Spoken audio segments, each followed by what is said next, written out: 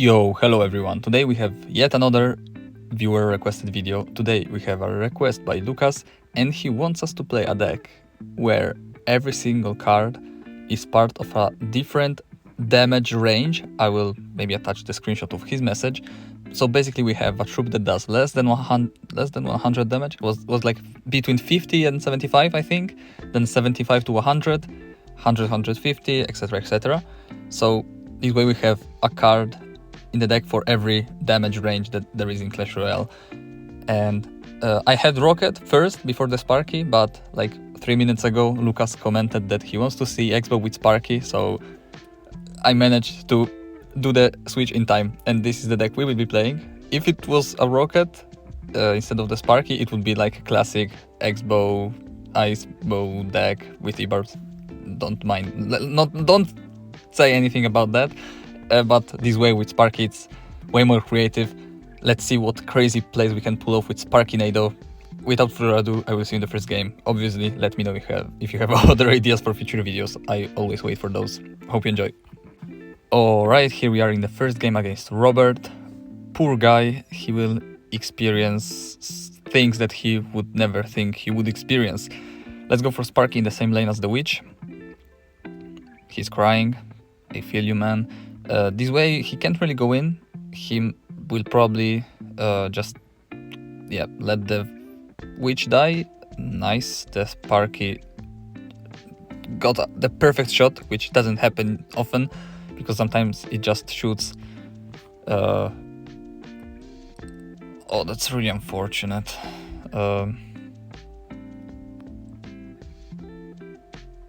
I was scared there for a second. Okay, we managed to defend, but yeah, the Sparky just shoots random stuff, so like I'm surprised he didn't hit the skeletons and it just hit the Witch. Just as a side note. We are playing against a random mid-ladder deck, it seems. I don't know what kind of win condition he could have. Most probably, if I had to guess, it doesn't have a win condition, unless you consider a Mega Knight a win condition. In that case, he may have a win condition. Let's go for that. Hopefully it shoots.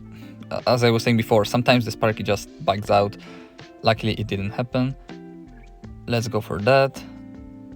Lock that so that E-Barbs go straight for the tower. Yep, here it is.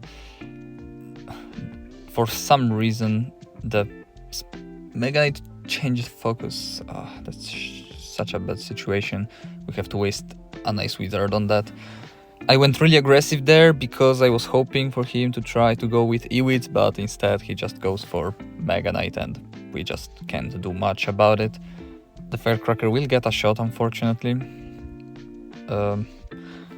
Let's see if we can break through. I don't really love playing against those kind of decks, but maybe we can win.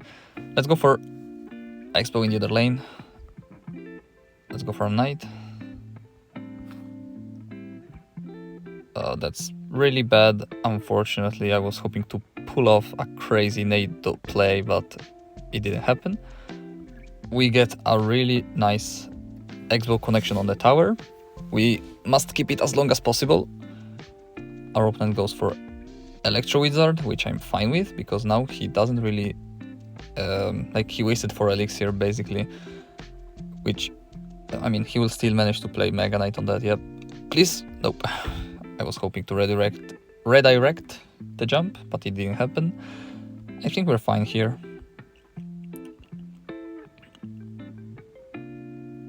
One Mega Knight jump, nobody hurt anyone, so it's fine. The Firecracker always gets a shot. Some things never change, but it's fine because it doesn't deal as much damage as in the past. Sparky will shoot here. Yep, we managed to kill the Firecracker a little bit quicker, and this allowed the thing to connect. Yep, let's go, Electro Wizard. It only targets 2 troops, so both E-Barbs and the X-Bow can finish off the tower. Great interaction at the end here. Loved it, and we actually are winning the first game with this deck. Let's keep going. Let's see if we can get a clean 3-win video, which didn't happen in the past videos, if I remember correctly. We had a good streak, but I feel like it ended because we started playing kind of bad decks, like yesterday, only spells. But yeah, let's see if we can redeem ourselves. Our guy here is going for Goblin Gang, which usually makes me think of bait, but since he's playing Musketeer, probably it's just some random thing. I don't think that decks with Musketeer and Goblin Gang exist, so probably a thing that a lot of people in mid-ladder do is playing 2.6 but with Goblin Gang and stuff like that instead of Skeletons. I feel maybe that Goblin Gang is just easier for them to use, but I don't know. Sparky almost gets a shot, which is almost is not enough. But yeah, it's not even 2.6 or anything, it's just a deck with Wizard. So if you have Wizard in your deck, you're not playing a real deck if you have Wizard in your deck, because there are no real decks with Wizard, as everybody knows. Still, there is some people in top ladder that manage to do well with Wizard decks, like stuff like Denisito and other people in that category, but it's not something you see often. And those people, even though they are always in top 200 and everybody knows them in top 200, like they are well-known players, they are still not really considered pro players just because they are playing those kind of decks, so that's just kind of funny. For some reason, the Wizard retargeted. I think that the reason for that is because the Sparky, while shooting, just jumps backwards a little bit. This may get 2 shots if the cannon doesn't connect. Ah, that's unfortunate. I think I deserved another shot there, but alright, game, you do you. This time we have Nado in hand. Before I was kind of struggling at defending that giant Wizard push because our Sparky just... I just couldn't make it so that Sparky could shoot the Wizard. Let's go for Ice Wizard here. Nado plus Ice Wizard is a really strong combo in these scenarios. Let's just log that. I think we're fine. Let's go for Sparky yet again. If he tries to do a similar push to the one he did before, I'm fine with it. Well, I don't really care. Let's try going for something like that. He will most probably go for Giant, yep. No, that's... Okay, it's fine. We get a connection, let's go. Let's support that with E-Barbs. Pre-log for the Goblin Gang. It's not even needed, let's go. That's the thing with Sparky Nado timings. Like, you need to use the Nado in the exact time that the Sparky shoots, because if you use it too late, the Sparky will just hit the thing that is in front and the Nado will not manage to pull all the troops together. And if you use it too early, the troop that is the closest to the Sparky will be too far for the Sparky to actually shoot it, so it's a really difficult timing to pull off, but when it happens it's so... yeah... it's just so nice, yeah, I'm missing the correct word I actually want to use, but who cares. So satisfying, yeah, that's the word. My man here fireballs, so that's just a classic P.E.K.K.A. bridge spam deck. He's really aggressive with it as well. You can... when playing against P.E.K.K.A. bridge spam, it's a good thing to get a grasp of how the opponent is actually gonna play.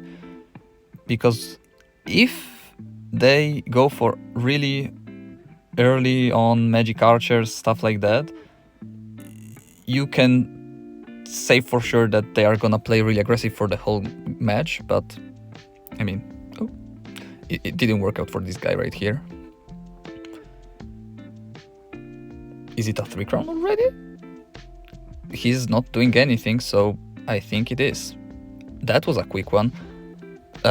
let's play a fourth one then. 4-win video? Question mark? But yeah, it's a good thing to understand, because if you see that your opponent that plays P.E.K.K.A. Bridge spam goes for Magic Archer on the bridge every single time there is an opportunity to do so, you can just adapt to their playstyle and maybe even punish them for that. Whereas if you see that your opponent is really passive and doesn't do it, like I am one of those people, I almost never do it, because not because I'm not aggressive with the deck, but because I just think I will miss, so I'd rather not play it, which doesn't make any sense, because if you have Magic Archer you should play it, but maybe I just don't. I don't know what he's playing, but I'm not a fan of it. I think that this may be some kind of double building deck. What is wrong with you, man? Like, get alive. Luckily we got the perfect timing. He's waiting for the Mega Knight and he doesn't have 7 elixir. He fireballs. Yep, fuck you, man. I hate you and you deserve to lose. I'm not usually the one who BMs, but this deck right here, man, before the Firecracker evolution, this one was the deck that actually made me get mad, because fuck's sake, it's so annoying. They just stay on defense for the whole game with those 2 annoying buildings. They will just go for Mother Witch, Flying Machine and Cannon card on defense, so it's really hard to break through. And usually it counters the kind of decks I play. Like with this deck right here, we would struggle normally, but we just got really lucky that we got a connection with the Ebarbs, because he played the Goblin Hat at the same exact time. So yeah, we cannot let him get any damage at all. If he gets one of our towers, it's the end for us, so that's really bad. I wasn't thinking that the cannon card would retarget on the knight, but I mean, I think it's fine. Yep, here it is. He was trying to get to 7 elixir for the Mega Knight, but he was really low. So that's great. We managed to get the perfect timing there. I will keep going for that. I don't even care. We need X-Bow on defense for that reason. Let's just protect it. Let's get this closer. Let's log everything backwards. You can fireball, you can do anything you want, but you're not winning, man. And you deserve to lose. Just saying. It feels so nice to win against this deck. It doesn't happen often for me, as I said already. We would be struggling so much to break through with the deck we are running right now, but that connection at the beginning, so lucky. And he deserves it. He deserves it. Just saying. Playing double spawner, non-ironically, is just so bad. If someone does it once in, I don't know, just sometimes, it's fine.